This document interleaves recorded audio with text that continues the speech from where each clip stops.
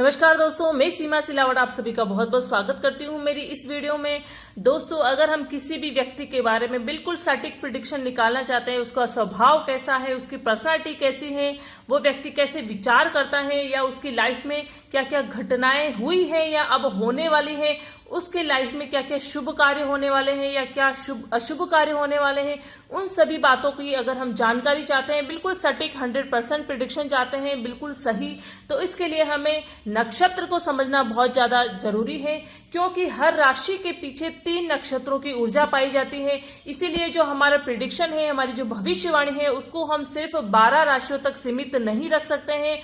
और हमारे दैनिक जीवन में जो भी शुभ कार्य होते हैं, चाहे वो विवाह हो गया या मकान हो गया, बिजनेस से रिलेटेड कोई भी आप शुभ कार्य करना चाहते हैं, शुरुआत करना चाहते हैं, तो उसके लिए भी जो हम मुहूर्त देखते हैं, जो भी शुभ समय निकालते हैं, वो भी नक्षत्र को देख के ही निकाला जाता है। तो इन सभी चीजों के लिए नक्षत्र को समझना बहुत ज्यादा जरूरी है, ज्योतिष की गहराई को पकड़ने के लिए, क्योंकि जो वेदों की जो आत्मा है वो ज्योतिष ये नक्षत्र होती है, और जो वेदों की जो आंख होती है वो ज्योतिष होती है। तो जो अगर हम वेदों की जो आत्मा है, जो ज्योतिष की जो धड़कन है, उसको अगर हम समझना चाहते हैं, तो उसके लिए नक्षत्र को जानना बहुत ज्यादा जरूरी है।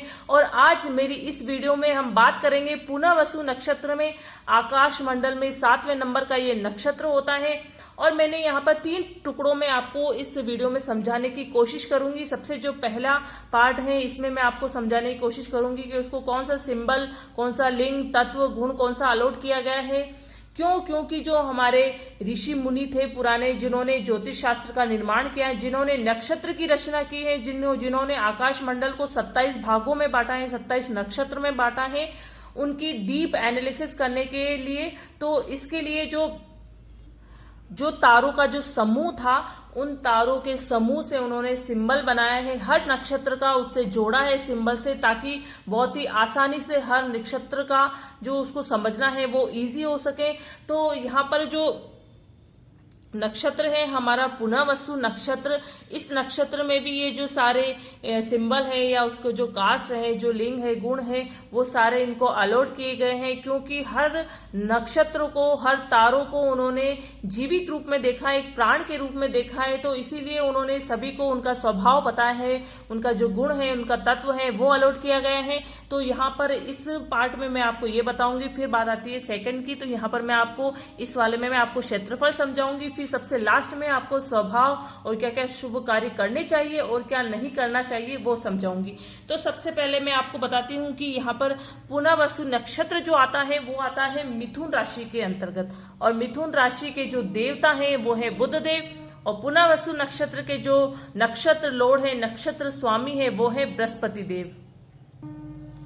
और जो भगवान श्री राम है, उनका भी जो लग्न नक्षत्र है वो पुनर्वसु नक्षत्र था। पॉल साइमन है, वो अमेरिकन म्यूजिशियन है, सिंगर थे, सॉन्ग राइटर थे और एक्टर भी थे, बहुत ही फेमस। तो उनका भी जन्म जो है वो पुनर्वसु नक्षत्र का है।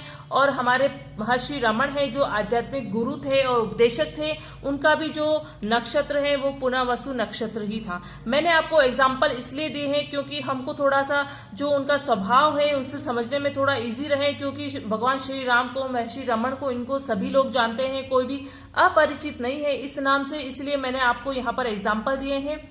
फिर बात आती है पुनर्वसु नक्षत्र के सिंबल की। यहाँ पर जो इनका सिंबल है वो धनुष और बाण, धनुष और तरकस के जो तीर होते हैं, जिसमें बाण रखे जाते हैं, उसको तरकस बोलते हैं। तो जो तरकस के जो तीर है, बाण है और धनुष है, वो इसको सिंबल के रूप में अलॉट किया गया है। और जो 2 तारों का जो समूह है, उससे आकृति बनाई गई है पुनर्वसु नक्षत्र की, और उन 2 तारों के नाम है कास्टर और पोलक्स। इन तारों के समूह से इसके सिंबल का निर्माण किया गया है, और इसको जो लिंग है वो स्त्रीलिंग अलॉट किया गया है। इसका जो गुण है वो है सात्विक, क्योंकि पुनर्वसु नक्षत्र के जो स्वामी है वो बृहस्पति देव है, और बृहस्पति देव का तो स्वभाव ही सात्विक है, तो इसका जो गुण है वो भी सात्विक है। तत्व है वो इसका जल तत्व है, प्रकृति इसकी चर है। और यहाँ पर मैंने आपको पुनर्वसु नक्षत्र का जो अर्थ है वो समझाती हूँ मैं आपको, कि पुनः का मतलब होता है आवृत्ति, मतलब बार बार उस चीज का दोबारा घूम कर आना। फिर बात आती है वसु की, तो उसका मतलब है प्रकाश की किरण।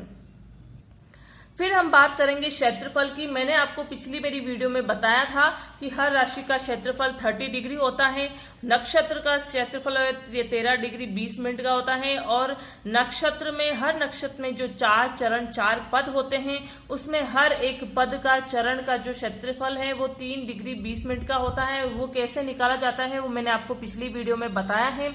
यहाँ पर मिथुन राशि का अगर हम क्षेत्रफल समझे तो वो है 20 डिग्री से 3 डिग्री 20 के बीच में, मतलब इन दोनों का जो बीच का गैप है वो आता है 13 डिग्री 20 मिनट का एक नक्षत्र का क्षेत्रफल होता है। और यहाँ पर मिथुन राशि के अंदर है पुनर्वसु नक्षत्र, लेकिन मिथुन राशि के अंतर्गत वो 3/4 हिस्सा मिथुन राशि के अंदर आ रहा है, फिर 1/4 हिस्सा है वो कर्क राशि के अंदर आ रहा है। मतलब 0 डिग्री से 20 डिग्री के बीच में और फिर 20 डिग्री से 3 डिग्री के बीच में इसका क्षेत्रफल आता है। तो 3/4 हिस्सा हो गया मिथुन राशि के अंतर्गत और 1/4 हिस्सा हो गया कर्क राशि के अंतर्गत। तो यहाँ पर देखिए कि जिस जातक का या जिस व्यक्ति का जन्म पुनर्वसु नक्षत्र में हुआ है तो उसका हम स्वभाव कैसे देखेंगे। सबसे पहले तो वो मिथुन राशि के अंतर्गत है तो बुध देव का स्वभाव तो उसमें होगा। फिर बात आती है पुनर्वसु नक्षत्र के जो नक्षत्र लोड है बृहस्पति देव तो उनका, और फिर 1/4 हिस्सा उसका कर्क राशि के अंदर भी है पुनर्वसु नक्षत्र का जो, तो चंद्रदेव का भी। तो जिन भी जातक का जन्म पुनर्वसु नक्षत्र में होता है तो उनका जो है स्वभाव है वो बृहस्पति देव से मिलता जुलता होगा, सात्विक उसका स्वभाव होगा। बुध देव का गुण भी उसमें होगा, बुद्धि का गुण होगा क्योंकि बुद्धि के जो कारक देव हैं वो है बुध देव। फिर बात आती है चंद्रदेव, चंद्रदेव तो कला के ही धनी है, क्रिएटिव कार्य है उनके धनी है, तो जो चंद्रदेव की जो कला वाला जो गुण है वो भी ऐसे व्यक्ति में आएगा। तो 3 देवताओं का प्रभुत्व उस पर रहेगा, 3 देवताओं का प्रभाव रहेगा, उसका गुण उस व्यक्ति में जरूर होगा जिस व्यक्ति का जन्म पुनर्वसु नक्षत्र में हुआ है। फिर बात आती है इसके चरण की, क्योंकि हर राशि के पीछे 3 नक्षत्र तो होते ही हैं लेकिन उन नक्षत्रों के भी 4 चरण अलग होते हैं, और ये जो 4 चरण है वो ही नवमांश है, या ऐसा आप यूं भी कह सकते हैं कि हर जो नक्षत्र के जो 4 चरण है उसी से नवमांश का निर्माण होता है, नक्षत्र से ही नवमांश बना है। यहाँ पर भी 4 चरण है। मान लीजिए किसी भी व्यक्ति का जो चंद्रदेव है वो है 21 डिग्री मिथुन राशि के अंतर्गत, तो मिथुन राशि के अंतर्गत वो पुनर्वसु नक्षत्र में आ गया है क्योंकि इस 21 डिग्री है तो 20 डिग्री से 3 डिग्री 20 का अपना पुनर्वसु नक्षत्र का क्षेत्रफल है, तो 21 डिग्री तो वो आ गया पुनर्वसु नक्षत्र में। फिर वो आया है फर्स्ट चरण में, क्योंकि पहला जो पद है वो 20 डिग्री से 23 डिग्री 20 के बीच में है, तो यहाँ पर 21 डिग्री है तो पहले पद में चंद्र राशि गोचर कर रहे हैं पुनर्वसु नक्षत्र में।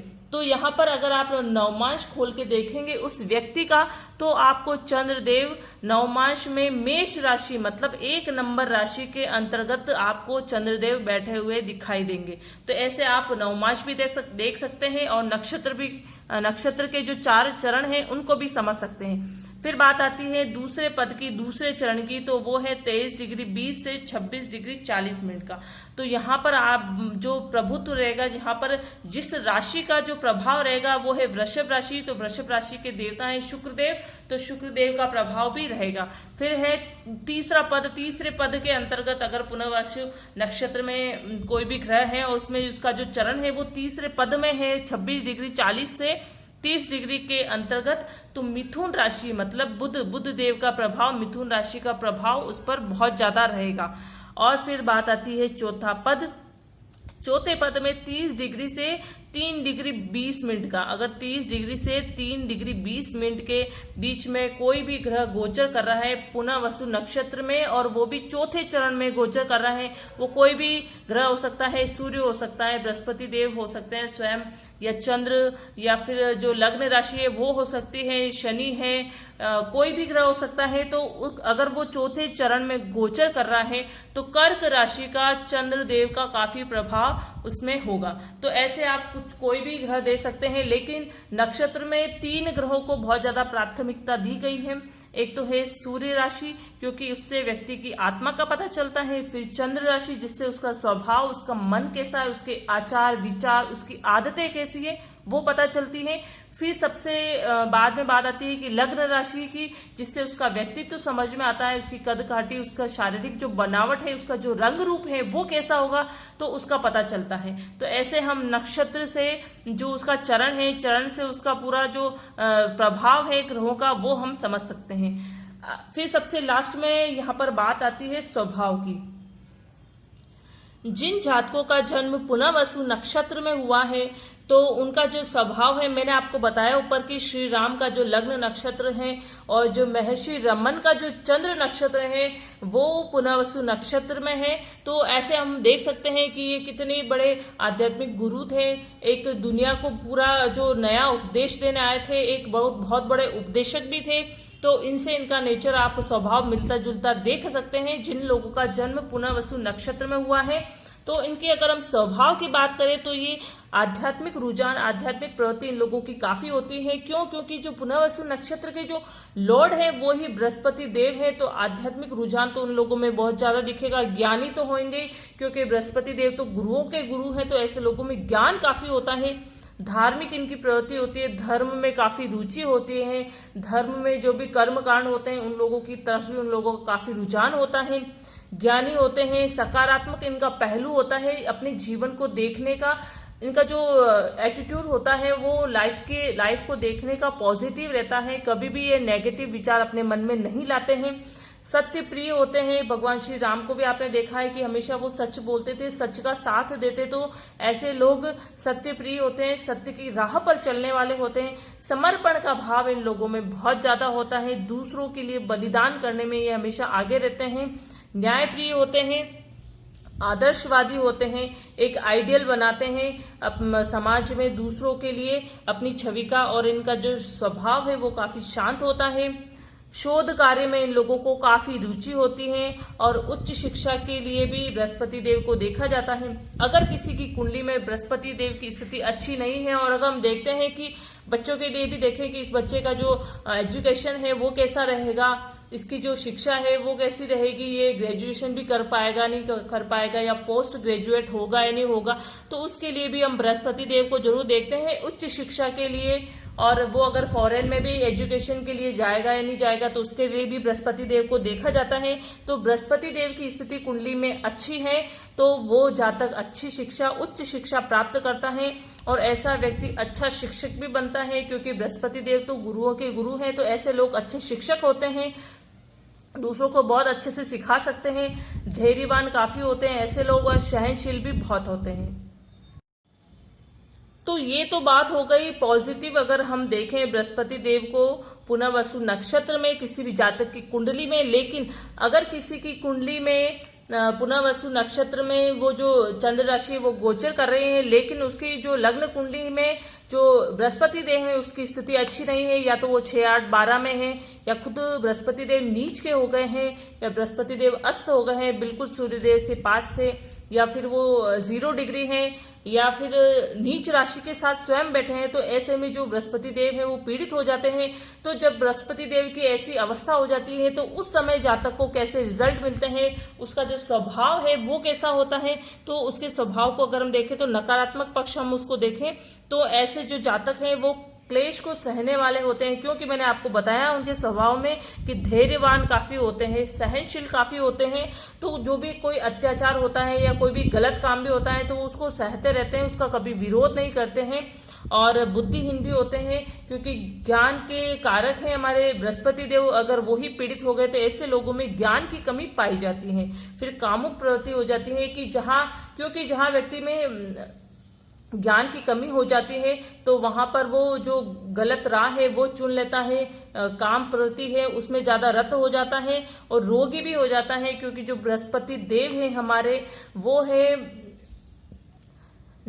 डायबिटीज के लिए देखे जाते हैं कि बृहस्पति देव पीड़ित हो गए तो ऐसे लोगों को डायबिटीज की प्रॉब्लम बहुत जल्दी हो जाती है, मोटापे के भी शिकार हो जाते हैं, तो रोगी भी हो जाते हैं, कट्टरपंथी हो जाते हैं। क्योंकि अगर बृहस्पति देव अच्छे हैं कुंडली में तो वो जो ज्ञानी तो होंगे, धार्मिक भी होंगे, लेकिन वो आध्यात्मिक राह पर बहुत जल्दी निकल जाएंगे। लेकिन अगर वो पीड़ित होंगे तो वो सिर्फ धर्म को पकड़ के रह जाएंगे, आध्यात्म की तरफ उनका जो रुझान है वो कम हो जाएगा, जो धर्म के जो कर्म कांड है उसी को वो पकड़ के रह जाएंगे, कट्टरपंथी हो जाएंगे। थोड़े में ही ऐसे लोग संतुष्ट हो जाते हैं, लाइफ में आगे बढ़ने की उनकी जो चाह है वो खत्म हो जाती है और दूरदर्शिता की भी कमी हो जाती है। कुछ भी निर्णय लेना हो या कुछ भी जो निर्णय लेने के बारे में सोचना है कि इसका जो भविष्य में है वो उसका क्या परिणाम होने वाला है, तो ऐसे उनकी जो सोच है वो जो है वहां पर ठहर जाती है। उनको ये समझ में नहीं आता है कि ये निर्णय लेना चाहिए या नहीं लेना चाहिए, भविष्य में इसके क्या परिणाम होने वाले हैं, ये सभी उनको समझ में नहीं आता है, क्योंकि बुद्धिहीन भी हो जाते हैं, ज्ञान की कमी हो जाती है, तो निर्णय क्षमता भी इन लोगों की काफी कम हो जाती है। फिर बात आती है शुभ कार्य की, क्योंकि हर नक्षत्र में कुछ न कुछ शुभ कार्य होते हैं और कई नक्षत्र तो ऐसे होते हैं जो शुभ कार्य के लिए अवॉइड भी किए जाते हैं। तो यहाँ पर हम पुनर्वसु नक्षत्र की बात करें तो इनके जो देवता है वो बृहस्पति देव है, तो ये जो नक्षत्र है वो बहुत ही शुभ माना जाता है। शुभ कार्य कुछ भी करना हो, जैसे विवाह हो गया या मकान हो गया, इसके लिए विवाह के लिए तो बहुत ही अच्छा है। क्यों? क्योंकि बृहस्पति देव है वो विवाह के कारक हैं और जो मेन जो औरतें होती है, जो फीमेल होती है, उनके जो पति का कारक देव ही बृहस्पति देव होता है। तो विवाह के लिए ये जो पुनर्वसु नक्षत्र है बहुत ही अच्छा होता है। चिकित्सा के लिए भी, शिक्षा से संबंधित कोई भी निर्णय लेना है तो उसके लिए भी पुनर्वसु नक्षत्र बहुत अच्छा है, क्योंकि बृहस्पति देव गुरुओं के गुरु है, ज्ञान के देवता है, इसलिए शिक्षा के लिए कोई भी निर्णय लेना है तो उसके लिए पुनर्वसु नक्षत्र बहुत अच्छा है। निर्माण कार्य या कोई भी नया काम आप शुरू करना चाहते हैं, उसकी नींव डालना चाहते हैं, तो उसके लिए भी पुनर्वसु नक्षत्र बहुत अच्छा होता है। यात्रा या तीर्थ यात्रा, क्योंकि तीर्थ यात्रा का जो कनेक्शन है वो होता है धर्म से, तो तीर्थ यात्रा के लिए भी पुनर्वसु नक्षत्र बहुत अच्छा माना जाता है। घर या वाहन खरीदना है, कोई प्रॉपर्टी आपको नहीं खरीदनी है, तो उसके लिए भी पुनर्वसु नक्षत्र बहुत अच्छा होता है। और आध्यात्मिक जो कोई भी टॉपिक हो गया, कोई भी विषय हो गया, तो उससे संबंधित भी आपको कोई निर्णय लेना है तो उसके लिए भी ये पुनर्वसु नक्षत्र बहुत अच्छा माना जाता है। फिर बात आती है प्रतिकूल कार्य, मतलब ऐसे जो भी कार्य हैं वो भी इस नक्षत्र में अवॉइड करने चाहिए। तो ऐसे कौन से कार्य हैं? यहाँ पर है कि ऋण लेना या देना, अगर ये आपको कोई काम करना है तो वो आप नक्षत्र देख लीजिए, उस दिन आपका जो नक्षत्र है वो पुनर्वसु नक्षत्र है, तो आपको ये कार्य नहीं करना है, नहीं तो आपको कहीं ना कहीं इसमें नुकसान ही होगा। कानूनी कोई भी मसले हैं, कानूनी कोई भी मामला है, कोई विषय है, तो उसके लिए भी ये नक्षत्र अच्छा नहीं होता है। वाद विवाद, किसी भी बात को लेकर झगड़ा हो जाता है, या तो फैमिली मैटर हो या बिजनेस वाला मैटर हो या कोई भी मैटर हो, तो वाद विवाद जहां हो जाता है या फिर डिवोर्स से संबंधित कोई भी केस हो गया, तो जहां पर ये कोर्ट कचहरी के मामले हैं, वाद विवाद के मामले हैं, तो ऐसे में भी पुनर्वसु जो नक्षत्र हैं उनको अवॉइड करना चाहिए। और कोर्ट कचहरी का जो भी मामला है उसमें भी ये जो नक्षत्र है पुनर्वसु नक्षत्र, इन नक्षत्रों में इन चीजों के जो ऋण लेना, कानूनी मसले, वाद विवाद, कोर्ट कचहरी, इनके निर्णय नहीं लेने चाहिए।